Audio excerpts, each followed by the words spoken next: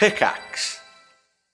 Join us at patreon.com/castparty for a whole plethora of exclusive goodies. 5-day early access to every Cast Party episode, including Nocturne, ad-free episodes, behind-the-scenes info, exclusive bonus monthly one-shots, access to our community Discord, where our community plays D&D games together, has game nights, and hosts so much more, all for less than the price of a single cup of coffee per month. Aren't convinced? Try out a free trial. 7 days free to check out the content that we offer only exclusively on our Patreon. Patreon.com/castparty. Support your favorite D&D podcast, all while getting some awesome perks. Patreon.com/castparty. See you there, casting crew. Hello, everyone, and welcome to Cast Party. My name is Colin McManus, and I will be your director for today. I'm joined by Ryan McManus. Hi, Ryan McManus playing Bjorg Jorgensen, the jewel of debauchery. Anna Brisbane. Lenore DeVere, Chaos very excited to push all the buttons. Nigel Deacon. Hiya, I'm Nigel, playing Jack O'Campman, the leper and loner striving for companionship and control. Vince Perino. Hi, Vince Perino playing Tevin Alkin, Mechanism of Discovery, reconstructing memories, one bullet at a time. Raquel Skellington. Hi, everybody. I'm Raquel Skellington. I'm playing Poppy, the tender-hearted giant. And Luis Carrazzo. Hello, I am Luis Carrazzo, and I'm playing Santos the Glavinator. Before we jump in, I just wanted to let you listeners know, as of the start of this episode, most of our characters have swapped over to the new 2024 D&D classes, so you may see some updated features. If you haven't seen any of the new 2024 stuff just yet, you have nothing to worry about. None of the rules have really changed. This is just an update to how the characters' classes will function in some slight ways. Not everyone has moved over, such as Bjorg, since Artificer has not been updated fully yet, and then others have opted to stay with some of the old features. Just know you might be seeing some new stuff, and you get to explore a little of it as we do. I personally am super excited for the changes, and excited to see this stuff in action, so let's do that. But first, let's do a little recap of what happened last time. You all prepared for the heist of Darian's estate at the Finger Trap. Poppy tried making her shoes quieter, but spilled wine on them. Kevin turned a fork into some bullets, but they didn't have the impact he was expecting. Jackal tried to get his mechanical leg to move quicker, but was unable to control it. And Lenore tried to embolden her wings with vines, but they were just too heavy for her to fly with. All of these failures raised your alert level by 1 point each. Santos was able to forge an official-looking document that makes it look like you were all allowed to be at Darian's, while Bjorg sent Corvus to the estate to scout it out. Both Bjorg and Santos gained a point of flashback, and Jack raised your alert level by an additional 1 so that he too could gain a flashback point. We jumped to Darian's the next evening, where you set Clove up in a tree and began exploring the garden, splitting into 2 groups. Jack, Poppy, and a disguised and invisible Lenore headed to the garden shed and grabbed necklaces with green gems on them, and then attempted to go in through this mysterious window on the 2nd floor. Poppy turned into a noodle as she went in one window and came out another from this same room. The 3 of you entered into the building as Bjorg set an alarm at the back door, doggy door included. Kevin stood watch at the gate, and Santos lied to a talking frog in the garden before passing out necklaces to the group outside. Inside the house, Lenore awoke a cookbook titled Cooking with Paprika, who began cooking in the kitchen before she invisibly whispered, tapioca pudding. You walk through a dining room and seating area with a couple of statues and a large painting of a woman, which had a signature in the corner from Darla, before entering into the parlor.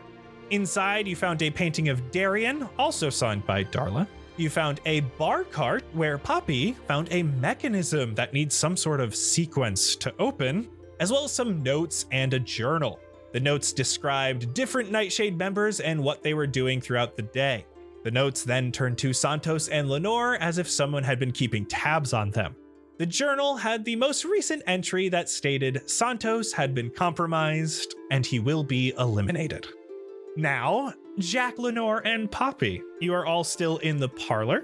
Poppy has the journal in hand and has just read that Santos will be eliminated. And so the scene is set. The question is, What will you do next? Poppy has the book in her hands and she turns around to face Lenore and Jack. Her pointy elf ears are down. Guys, I found some really bad news. What?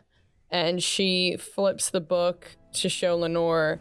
I think Santos and are sneaking suspicious that Darius is a bad guy, and him and Santos kind of have beef. Yeah, it's worse than we thought. And she hands the book to Lenore and relays the info. Well, we knew he sucked. Yeah. I think what this means, though, is that if we get caught, it's gonna go down. That was exactly my thought. Okay, then we need to get through this quick. We need to hurry up, figure out this drink thing, and get upstairs. I also think, we should wait to tell Santos until maybe we're done with this. Good idea. We don't want him on edge more than he already is. Agree. Are there any old glasses in the room? Like things that would have contained a drink that weren't cleaned yet? No. Paprika's really good at their job and includes cleaning up. What drink is he holding in the painting? Give me investigation. Ooh. 13. Again, this is a painting of Darian. He's standing on the porch outside of the house, looking out over the garden. You can see the sun hanging low in the sky. You see the cup he is holding is one of those shorter cups, a little bit wider, and it looks like the cup itself, the liquid inside, is more of a brownish liquid. As a reminder, there's a drink making book here. Most of the drinks have been completely X'd out. Only 4 of them were circled in some way. I actually want to take a minute, and I have an ink pen and a piece of paper in my backpack. Poppy wants to transcribe the note from that Darian, the journal entry. And I think she's going to take some time to do that so that she has physical proof. Shoves it back into her pocket. She opens the drink book. There are 4 drinks that are not X'd out. There is Fey Thunder, The Daybreak, Dark Tempest, and A Garden at Night. You look at a couple of the ingredients and you can see some of them are whiskey based, one's a rum based, one's a vodka based, some have orange peel in them. Damn, those could all be dark. Not the vodka. No, that one would be dark too because of the pomegranate juice. Well, I got nothing, but I'm leaning towards the garden at night because of his frisky friend. I'm leaning towards Dark Tempest because it sounds the most delicious. I want to try to take the painting off the wall. It's hung up by a couple nails, but you're able to finagle it off. It's a pretty big painting, especially for you. Your arms are pretty wide. Anything behind it? You can see a very basic pencil sketch on the inside of the canvas, as if whoever made this painting was trying to plan it out on the size. And then they must have painted it on the other side. Oh. Put the painting back, Lenore. Okay, it could have been a clue. Oh no, put it back. It's back. Poppy goes over Lenore's head and shifts it back into the correct place. Yeah, it was back, but it was crooked. Yeah. What if we just make them all? I mean, what's the worst that can happen if we walk up with all 4 drinks? We use a lot of his alcohol and he notices. He's gonna notice we're here anyway. Yeah, this is not going to be how he finds out. There's tapioca pudding in the kitchen that wasn't there before. Yeah, that's true. I forgot about that. All right, well, then we'll make them all. I'll make a garden at night. You grab the orange vodka, you put in how much it is, take a little one of these orange peels here, some pomegranate juice, as well as a cinnamon stick, and put it all together. Poppy, as you are watching Jackal make this, you hear as he pulls up the vodka, there's a small click. And you actually see the area beneath the vodka raise a little bit. You start to hear the bar mechanism whir and hear gears start to turn. I hear something. My ears perk straight back up again. It's working. It's working. I hear something turning. The bar cart, something's moving. Keep going. And it continues turning and turning until there's this, and you hear everything start to reset. And as it does so, the entire cart shakes a bit and you hear glass clanging together loudly. Oh. It's a bit loud, but it slowly stops and you don't hear anything anymore, as if the mechanism was reset. I guess that's why we don't make all the drinks. Yeah. Okay, but we must be able to try again. Well, yeah, but it might be loud. But you think that means it was wrong? I mean, I think so. That sounded wrong. It got close, though. A garden at night didn't work. Let's try Dark Tempest. Poppy picks up the dark rum, the blackberry syrup, lemon juice, and hits that button for a sprig of mint. As you do so, you start to hear again those gears whirring until all of a sudden it starts to reset again and the bar starts to shake and the glasses cling together. I use my quick reflexes as it starts to shake and my strength to hold it still. I'll ask just for an athletics check. 14. You are able to hold it enough. There's a little bit of glass cling together, but did not seem like this was nearly as loud this time. Okay. That didn't work. Who wants to pick the next drink? I'm a Fae. Fae Thunder. Oh, okay. All right. Are you gonna make it? Yeah? Oh, no. No, I'll make it. No, I'm the Fae. Poppy's moves to the side, but is still holding on to the cart. Start making a Fae Thunder. Grab some whiskey, you grab the lavender syrup, and then again do a sprig of mint. And all of a sudden you hear the bar cart start to reset and shake. 4th time's the charm. God, with all of this, we might as well just start yelling while we're walking through this house and angrily making the drink. Okay. No, he did not mean that seriously, Lenore. I do. Fucking. No. Why not? Let's just get this done. Like an angry bartender after a long night, people aren't leaving during last call. You make the daybreak and you can hear the mechanism and the gear start to turn, but there is no shaking. The mechanism does not reset.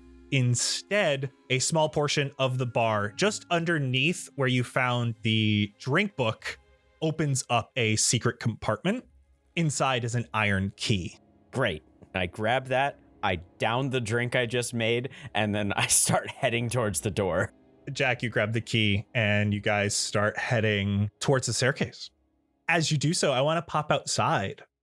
Santos, Tevin, Bjorg, you found yourself at the side of this house, just inside the main gate. Tevin, you're continuing to keep an eye on the gate. Bjorg, you still have the receiver from Clove. Still has not gone off. Well, there's no movement from the device that Clove gave me, and there's no word from Lenore inside yet. That's a good thing, right? I would say so. You guys are standing here and there's these beautiful vines right next to you on these trellises. You see most of them are grapes, but one of them looks to be a vine that has vanilla bean pods on it. You can actually start to smell vanilla, especially Santos, as you're getting closer to this window. And at the same time, you hear a door open on the eastern side of the estate.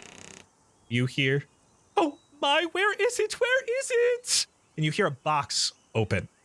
"We're out of vanilla! How can I make tapioca pudding without vanilla?" First hearing this, Tevin's going to drop down to one knee and bring his arm out and just aim it in the direction of the sound and kind of look towards Santos and Bjorg. I'm just going to wave at you with a hand gesture that says, no. My hand's moving back and forth pretty quickly and nervously. I'm just going to take my other hand that isn't pointed and just kind of fan it towards you, saying, like, "It's okay. I am just waiting." It's on the opposite side of the house. It's okay. They should be fine, right? I'm going to reach over to the vanilla bean stalk. I imagine I am looking right at Bjorg, and you see in uncertainty in Santos' eyes as I almost in slow motion reach over to that stalk and rip off one of those pods of vanilla beans. Bjorg just looks at you and makes a lob motion over the house. I lobbed the vanilla bean over the house. Okay. Roll athletics to throw a vanilla bean. 11. You throw it up and over, and it definitely clears your side of the roof. You can't hear how far it goes. You're pretty sure it didn't quite make it all the way across. Tevin, from where you are looking around the right side of the house, you start to see movement coming from the very other corner, way off to the eastern side. You see a flying cookbook It is flapping erratically. Oh my, oh no, oh my, as it is continuing to go straight towards you. Friends, you might want to come take a look at this. It's coming quickly.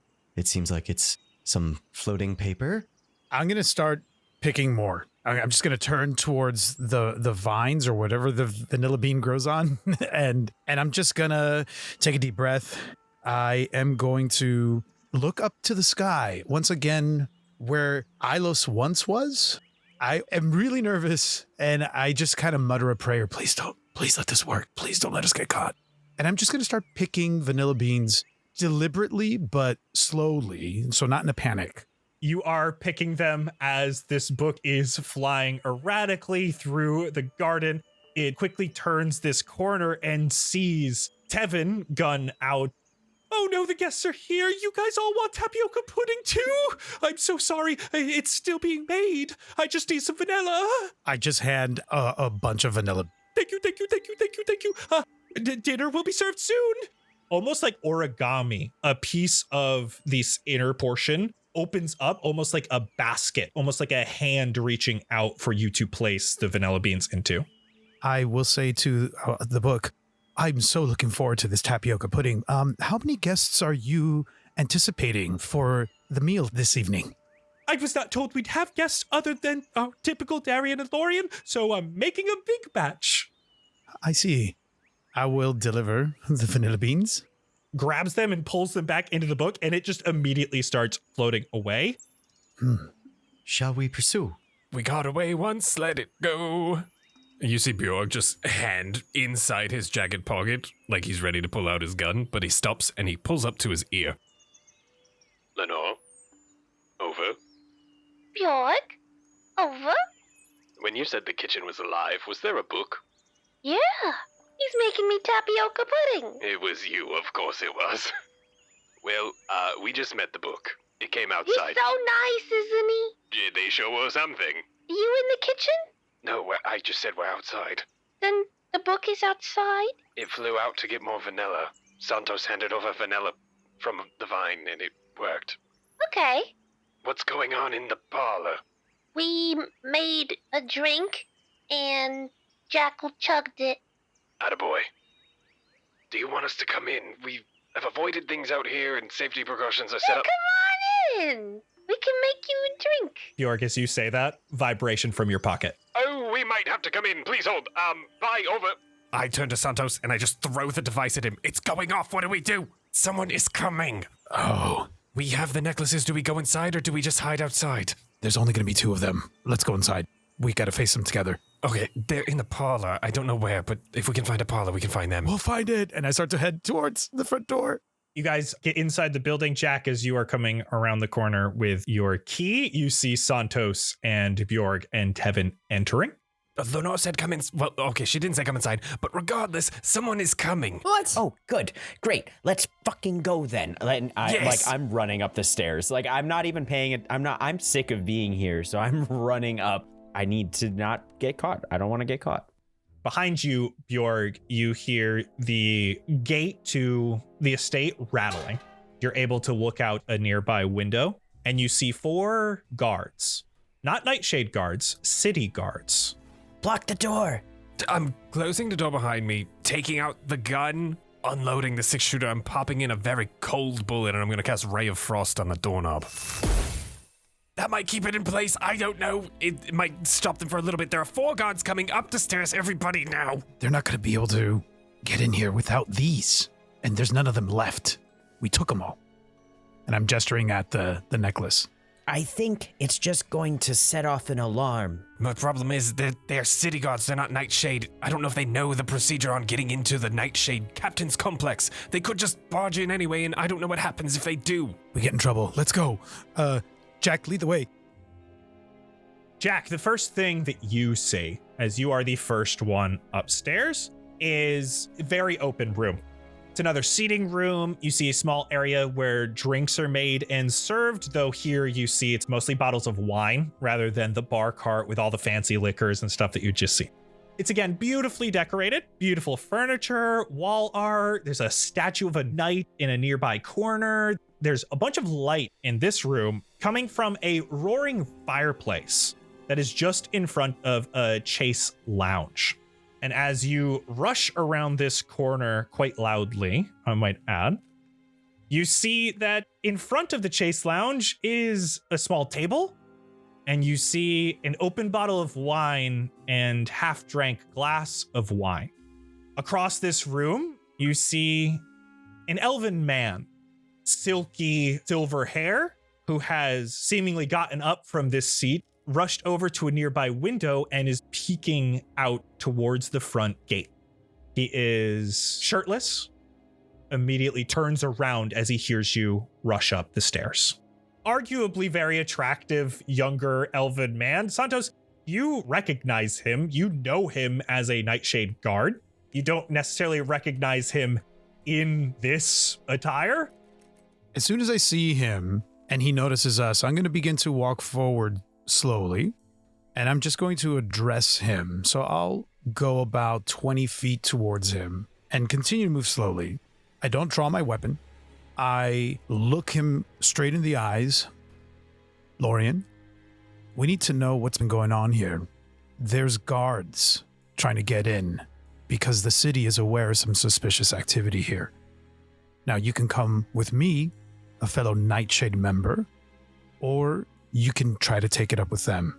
You see he is backed up against this window, peering out the curtain and is watching, looks towards you. They're here because there was a break-in, if that's not obvious. Nothing's going on here. I'll raise my hands. This is not a break-in. Lorian, it seems like you're getting caught up in some business that may not be your fault. And I'm going to start to pull out the document that I have that's official. If you're the person that called those guards, then maybe right now is a good time for you to call them off. I didn't call the guards. I don't know why they're here. Someone else must have heard you rummaging around outside. What's going on here, Lorian? Nothing. I don't believe you. Darian and I are friends. I don't care about that. I'm talking about any other business. Whatever you do between the two of you is no business of mine. You can be friends, lovers, I don't care. Then why are you here? Why do you think? What's Darian been up to? What's he been plotting? I don't know. He works, I work. Call those guards off. Why, you're upset he's been keeping tabs on you? Go on. He asked me to follow you. He asked you to follow me. And the ferry, and he looks around and doesn't see Lenore, assuming that she'd be here. You didn't find that suspicious? He asked me to follow lots of people. Well, maybe that's why. And I'll tap the rolled up parchment. I'll tap it in my other hand. Well, maybe this is why this official business has come into play. We need to search this place. And I'm disappointed in you, Lorian. You know that there is, if any Nightshade member is requesting that another Nightshade member tail one of their own, you have to know that there's official channels for that. Carmina knows nothing about this. You don't think an officer should be worried about what his constituents are doing when he's not around? I do think an officer should be worried, which is precisely why Carmina is worried about him and what he's up to. As you say that, his eyes look down to the paper, and I'm going to ask you for a persuasion check. 18. He takes a deep breath. I'm no part of this, and you leave my name out of everything. I'll get the guard to turn away, and I didn't see you here. Get them out of here. And he goes and grabs a robe. And I'll stop him before he leaves, and I'll look at him and I'll say, I don't want any trouble for you. I just want to get to the bottom of all this suspicious activity. Just work with us, and I will make sure that you stay clear. I'll get them to leave. Then you'll do your business here? Yes. You'll keep my name out of everything? Absolutely.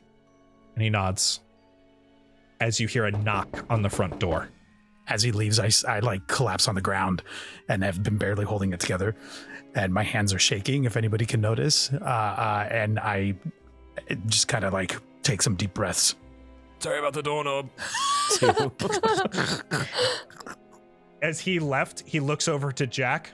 Don't stand near that if you don't want to get hurt. And you're standing right next to the suit of armor in the corner. Oh, thank you. As he continues down the staircase. I side-eye it and step away and then run over to where Santos is. You do hear Lorian opening the door You even hear the guards saying, we heard that there were kids who jumped the fence and were making a mess here. Someone reported something. Lorian is calming them down, assuring them that everything is fine, that he was outside messing in the gardens, and it was quite loud. I run over to Santos and I kneel down and put my hand on his shoulder. Hey, you did great. You did great. Look, you're doing a fantastic job. Hold it together for another 5 minutes and we'll be out of here. 5 minutes. You got this. That's all I can do, probably 5 minutes, maybe. Lean on me if you need it. Clap you on the shoulder and stand up next to probably right, because it looks like you're right next to the door. I move out of your way, but as I do, I'm going to tap you on your shoulder right back. You see me focus up for a second. It's like the worry, the concern melts away from my face and I'm casting guidance. You feel just that kind of extra focus seep into you. I know that I can trust you and I know that you got this. We're not going to let anything happen to you. All right. I nod to him and turn to the door with the key in hand. Does it look like this is the right thing? It does look like it fits very nicely. Perfect. You guys see that Lorian comes back up the stairs, basically just pretends you guys aren't there, takes his robe back off, pours himself another glass of wine, and starts continuing to read his book and sitting on the chase in front of the fireplace. Note taken. Key in the lock. I'm going to give him the same respect he's giving us and just straight up ignore him. Turn it, and I'm actively listening for any signs of tomfoolery. Roll me investigation. 12. You could add a D4 to it if you want to. Oh, God, and I'm going to. +4, 16. As you unlock the door, it does feel like it's unlocked now. Nice. Great. Okay, sick. We're in. And I open the door slowly and peer in.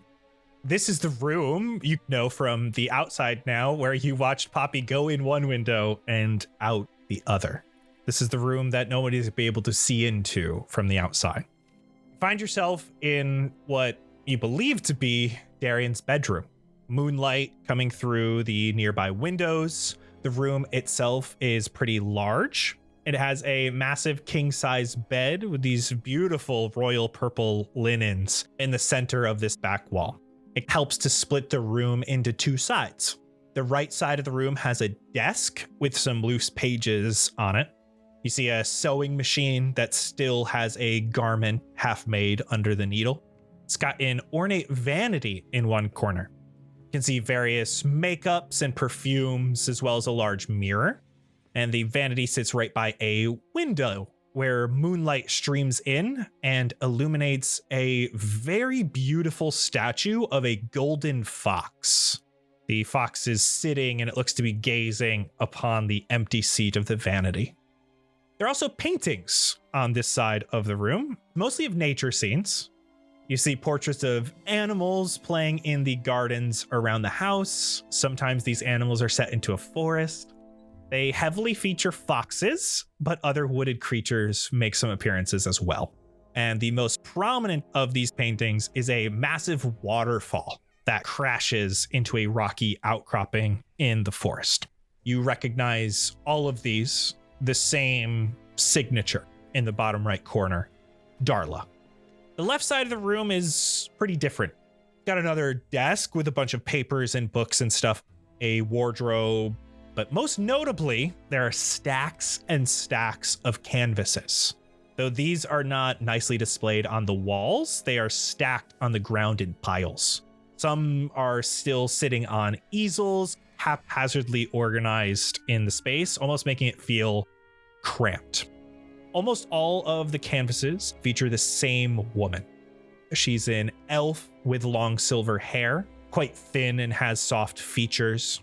In each one, you see a red ring that matches Darian's, the same shape and size that Bjorg had made a copy of. Same one you saw downstairs in this painting with the dog, though these ones not nearly as skillfully done. In some of the paintings, she's out gardening. In others, she's sitting at the sewing machine in this very room. Others reading a book or writing on loose papers, always smiling and calm. In the center of this room, there is currently a canvas set up, actively looks like it's being worked on. And it is facing towards the vanity on the right side. as you approach and see this canvas. On it is an in-progress painting of that same woman. She's seated at the vanity, and she's looking towards an iridescent feather she holds in her hand, smiling. A small visage of a cat with feathered wings can be seen just outside the window behind her. I'm going to usher everyone in. I'm in. I follow behind. Same. I'm standing near the foxes.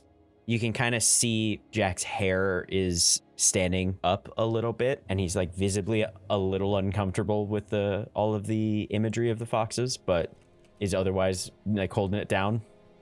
Close the door behind you, Tevin. We don't want Mr. Man out there to hear what we're doing, I guess. I'll slowly close the door almost all the way, but I want to leave a little crack open. I'm just going to stare out that crack while everybody's searching inside the room. As you do so, Tevin, you do see that Lorian sits up and looks over and makes eye contact with you. And he almost looks a little bit confused. You can see him look at the ground and furl his eyebrows a little bit like he's thinking. And then he sits back and takes a big sip of his wine. Does he not want us in this room? I don't think he wants us in this house. He looks to be a bit confused and possibly worried. Then we better be quick. Everyone spread out and look for anything that these signets can fit into. We can see it in the painting. She's wearing it. She's holding that feather, which is the thing that Lenore maybe stole, or he stole from Lenore. Mm-hmm. So maybe it's got something to do with that, but I mean, maybe we're just looking for a hole in the wall. I don't know. Everyone take a quick look. Searching. I'm looking specifically at the vanity. I want to look at waterfall painting. Let's start with Bjorg at the vanity, and then we'll go to Lenore with the painting. Bjorg, roll me investigation. 6. You'll notice that pretty much everything here has a slight layer of dust on it. Well, this doesn't look like it's been used in quite some time. No good here. You do feel a little bit of uncomfort as you're standing there, and you just see this fox statue just to your right staring directly at you. Can somebody come take care of this thing? This is uneasy. Just don't make eye contact with it. I can't. It keeps staring at me. Is there a seat that's like at the vanity? Yes. Is the fox looking at the seat or at the vanity itself? It looks like about like where the seat would be. Bjorg, sit down. Oh, fine. How tall is Bjorg? I think I had him at 6 foot flat. Here, it still looks like this fox is looking right at you, but just like a little bit lower, almost towards your like shoulder area. Doesn't look like necessarily this space has anything to do with it. Just looks like this fox was placed to look at the vanity. Lenore, you're looking at this waterfall painting. Give me an investigation or a nature roll, please. Your choice.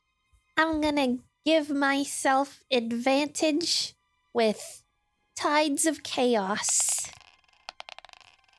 Oh, it didn't help. 9. Pretty good painting. Definitely is the same signature as the one downstairs. This one looks like probably one of the more well done paintings. Someone spent a lot of time on it. Or in this case, Darla spent a lot of time on it. Jack, what did you have that you wanted to look at? I want to take a look at the desk that's on the right side of the bed, as well as like the floor around it to see if there's any like moved dusty bits, if there's any like drag marks anywhere, if there's anything interesting on or in the desk, that kind of stuff. Roll me investigation. There we go. All right, 17. Here you even find some poetry books. It looks like she was trying to learn how to write poems. You do not notice any movement on the right side, except for it looks like there's a series of poetry books tucked in this desk, and the first one is missing. Looking at the spine of the book that had Darla's poetry in it, that doesn't fit there in the sequence. Nothing over around this desk or anything that you find fits. If anyone sees a poetry book, let me know. It might fit in here. Poppy or Santos, is there anything you guys want to look at specifically in the room? I wanted to look at the sewing machine. I'm not even going to have you roll for this one. This is very obviously someone making a dress. This has been sitting here for a very long time. That's what I was going to ask. Yes. Okay. I don't know, guys. I'm getting this distinct feeling like we shouldn't be in here. This is starting to feel wrong. like the wrong kind of invasive. Is your thing covered in dust as well? Yeah. What about the bed? Has anyone used this room at all? I don't know. Poppy looks towards the bed. It looks like the right side has not been used in some time, but the left side is still used. Oh, I don't know, guys. This is not, my moral compass is going off. What do you mean we're looking for something that was stolen from me? This is a bad guy who's trying to kill me in Santos. What do you want? Yeah, well, but also bad guys can have good people near them that died.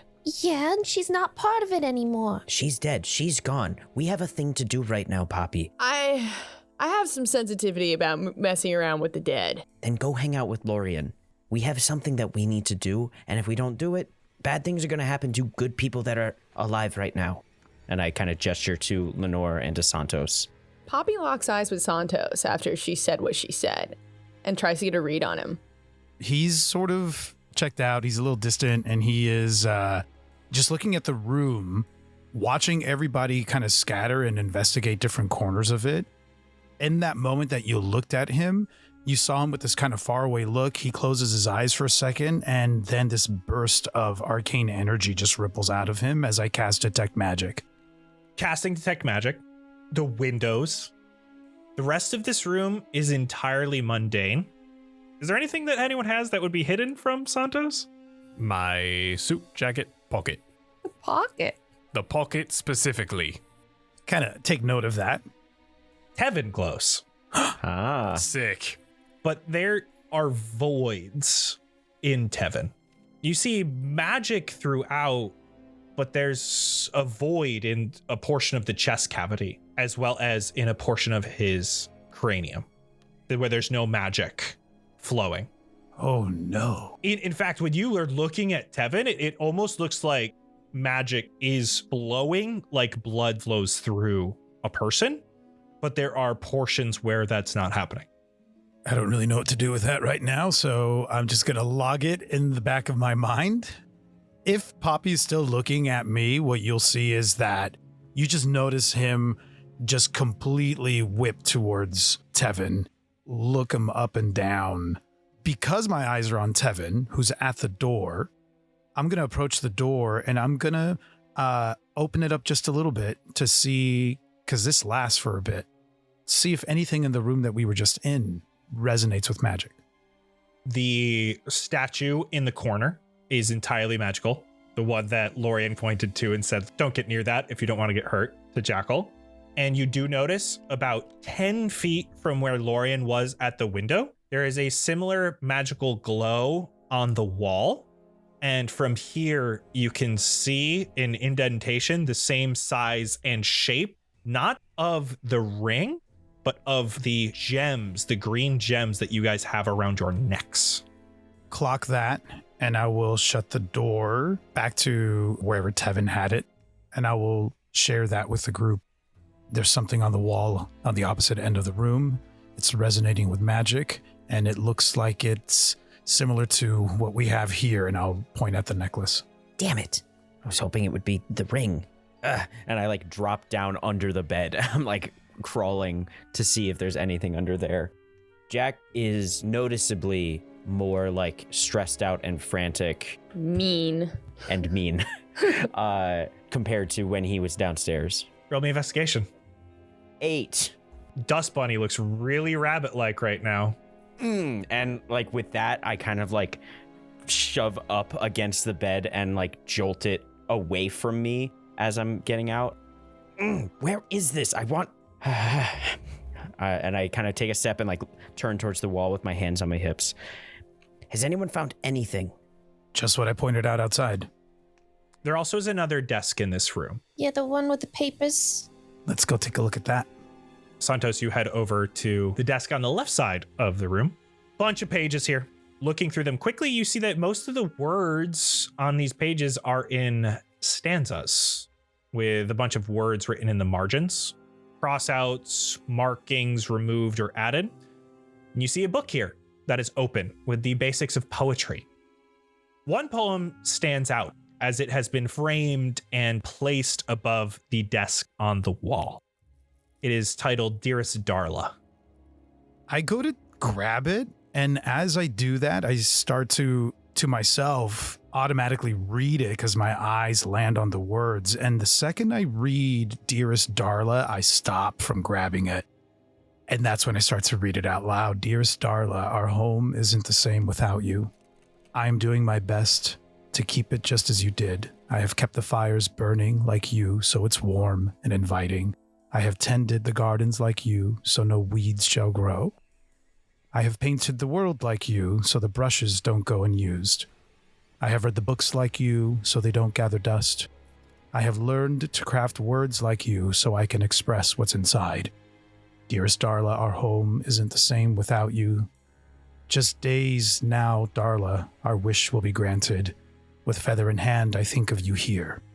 Doomed by its mystery, I will find the answer to its power. And when I do, the stone fox will awaken with golden eyes.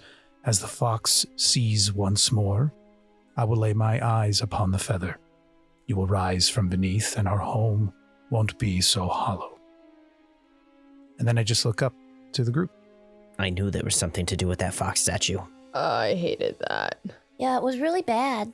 Didn't even rhyme. It didn't. Maybe I read it wrong. That's not what I meant. That's not what I meant. This feels horribly invasive. We're bad. I mean, we're literally invading, so yeah. Well, okay, Puppy, come with me. We're gonna leave this room and we're gonna yap together, okay? I have things about that. What kind of things? We'll go over them in the. Well, we won't sit with Lorian. We'll sit on the other side. We'll wait for the others, okay? I'll open up the door for them and scoot them out. Dad is escorting me out of the room. Thank you. We're gonna go sit on the opposite side on this cute little couch, right by where the wall glowed green. Santos. Yes, there's something there. You sit down, you see that. Lorian watches you clock that. Don't touch that. I'll get to that.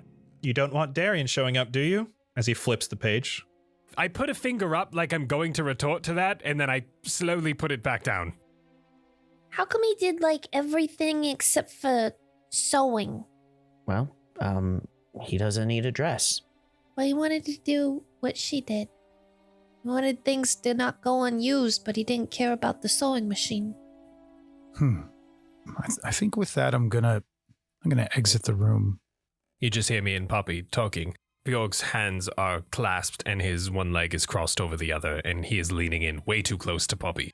So that means that Darian wanted to get a wish for his wife because she died. That's why Lenore's involved. Because Lenore also wants a wish for some reason. I love this. The drama is incredible. Poppy just places her hand, which is probably the size of Bjorg's face, if not slightly larger, and just like pushes him back.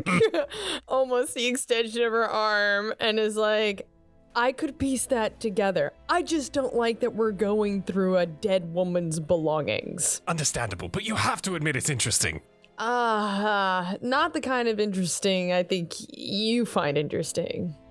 Bjorg looks at you and looks up at Santos. Santos might find it interesting. Do you find it interesting, Santos? I'm kind of lost in thought as I approach you, and I say, what are we talking about? Okay, so I don't know if you pieced it together, but I did. And then, okay, so Darian. And he just goes on he goes on the whole spiel about Darian and Darla being dead, and he's painting Darla with the feather, and that's where the link to Lenore is, because Lenore wants to be visited by the Dreamkeeper for a feather for some reason, and Silrune and everything, and that's why they hate each other, because feathers are hard to come by, but Darian wants the feather instead, so he can wish for his wife to be back. As Bjorg was relaying that to me, I turned to look at Lorian to see if Lorian can hear the story, and if I want to read Lorian's expression as these details that I too have gathered, but as Bjorg is recounting them, just want to see how that lands on Lorian. Bjorg is being pretty quiet. The only thing making noise here is the fireplace. And as you look over at Lorian, he's not on the couch. He's even closer towards the stairs, and he's opening another bottle of wine. Oh boy. Looks like he does not hear anything that Bjorg has been saying. I'll turn back to Poppy. This is motive. This is very useful, and it changes the narrative. It's good that we came here. I think it changes everything. I agree. And I have something to give to you when we get out of here that I also found, but I can still, guys, two things can be true, okay? We can needed to have gone here, and also I feel wrong going through a dead person's belongings. Those things can at the same time be true. I'll just raise my hand and I'll be like, Poppy, you're not on trial. You don't have to explain that. It's totally fine. Oh, she got uncomfortable when you said that. I don't think that lands, and I'm going to start to walk towards Lorien. As you do so, I want to jump back into the bedroom. I'm checking out this fox statue. This beautiful golden fox statue sits in this corner looking at the vanity. I'm feeling all over it. It looks to be made of metal, but is painted with golden paint. It even sparkles when you catch it in the moonlight. You can see specks of gold in the paint itself. And its eyes are open wide, looking right at you. I can't find any indentations. Roll me investigation. And how closely were you listening to the poem? I was listening. Wonderful. Roll it with advantage. Natural 20. Whoa! Hell yeah. The stone fox will see with golden eyes. This isn't a stone fox. This is a metal fox painted gold. But earlier in that seating room where you saw the painting of the dog, right next to it was a statue of a stone fox. Wait, in what room? In the seating room on the first floor. Oh, before the parlor? Oh. And as you are looking at this, you see that the eyes aren't connected to this statue. As you are feeling all around, you put your finger on the eyeball itself and it moves. Like you could take them out. I take them out. You take both of the eyes made of gold out of the statue and you watch as the statue slowly closes its eyelids and starts to bend down as if it is going to sleep. Night, night. Guys, I got it. Come downstairs. Flying out of the room. I run also right behind her. I was on my way walking towards Lorien with a lot on my mind and a lot ready to come out of my mouth. And then Lenore just flies right past me and my focus completely changes and shifts. And if everybody's leaving, there's no way that I'm not following. I will stop for a moment. I'll pause with Lorien and I'll just say, you have my word. I'll keep your name off of this. He looks over to the door in the corner. Not even I have been in there. I don't want to know. As you guys are getting to the bottom of the stairs, the door is already turning the corner, but you see the kitchen door open. Tapioca pudding? Yes, thank you so much, Paprika. Wait, wait. We weren't here. Those are all for Lorien.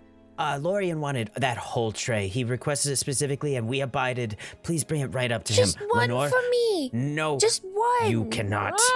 No. You hear Paprika fly upstairs.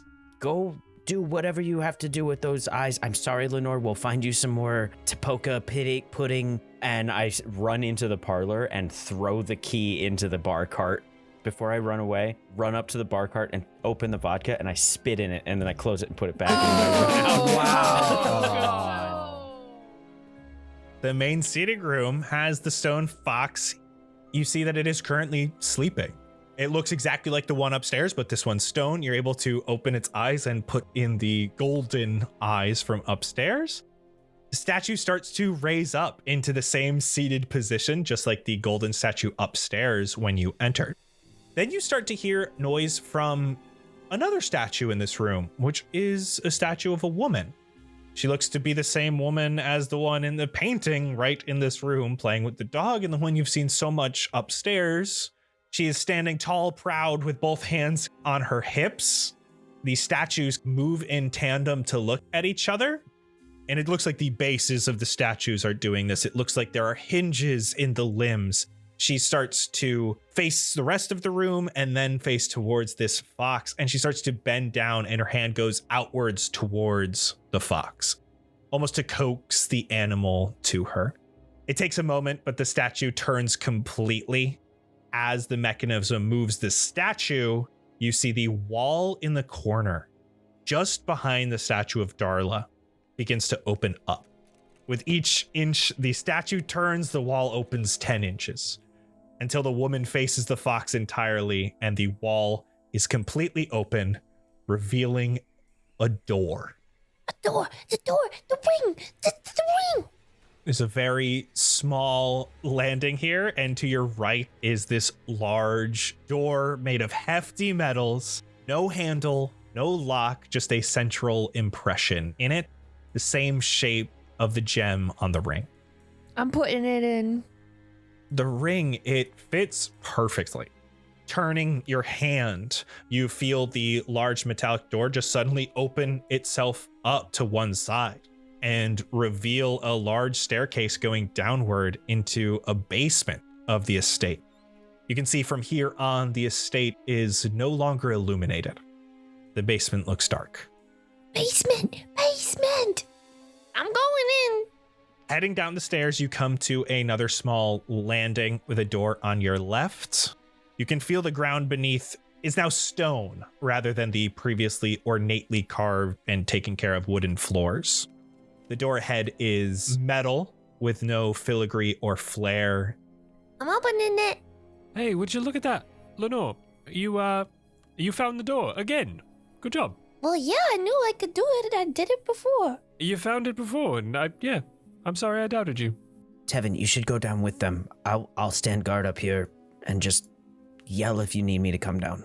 Are you sure you will be all right up here by yourself? Oh yeah. I just want to make sure that this door doesn't mysteriously close on us.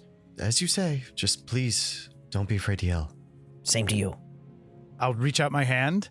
Where's your hand? Here. Take it. And as soon as your hand touches mine, I'm casting guidance on it. I'm opening the door. Quietly. I need a perception check from you. I'm assuming fairies have dark vision, correct? Nope. So Lenore, you're going to roll this perception check with disadvantage, but you do have your guidance D4. 9 plus 3 is 12. Minus 2 is 10. Oh God. Sick. Double digits. Entering as stealthily as you can, you see a dark room. It is primarily a storage area. There's some dark shelves with various items off to your left. There are piled up boxes, and ahead is a large central table that is covered in parchment of different colors and ages, a bunch of tools, as well as the 2 wine bottles you brought back from the farm on your excursion outside the walls. There are different machines here placed on the table. You notice one of them looks to be a Stormbringer's backpack, but this time not filled with lightning. Primarily quiet and dark. I'll follow, but I want to know if I can see just better. I'm going to allow you to roll perception as you enter as well. I got a 21. Nice. Damn, 21. When you look into the room, your eyes fix upon the wine bottles, and it's more of a confusion. And you see movement in the darkness. Ahead of you on the back wall, in the eastern portion of the room, you see a group of what look to be covered up cages. You see a few smaller cages in the corner are empty, stacked up here, big enough to fit some like smaller farm animals. There are other cages covered in cloth.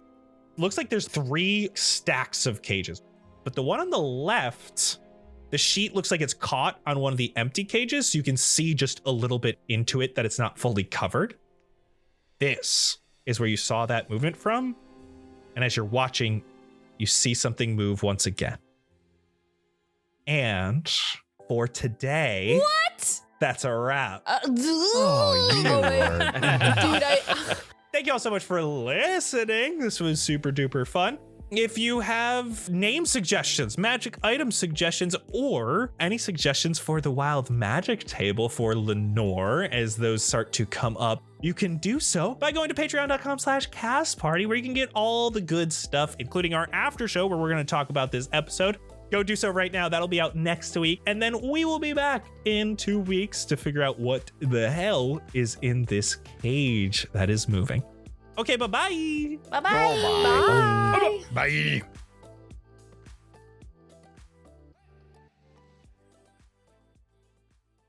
The drama of it all, Poppy, the mystery. I love it. It reminds me of this crazy thing that happened last fall. It all started when a new guy found an old key ring hanging underneath the counter of Anne's bakery. No one knew where it came from, and we couldn't ask Bastrop, the baker, because, well, he wasn't there. Havoc Hopsack swore it was the same key that once belonged to Dubward, who had vanished mysteriously just a few weeks ago. Sainty Love, much like Lorien to Darian, tended the gardens to their estate before they disappeared. So I did some digging, and Eric Five was arrested when sneaking around those very gardens just days after the disappearance. There was a statue of Forerunner in the garden, and they believed it pointed the way to Heather's forgotten workshop. Now, I didn't know who Heather was, but Isuig told me that they were a great inventor and used to run this city. So I followed where the statue pointed, and it led me straight to his sewer grate. So I got in, of course. And I followed the tunnel. Smelled just like Jesky fire. But that's against the point.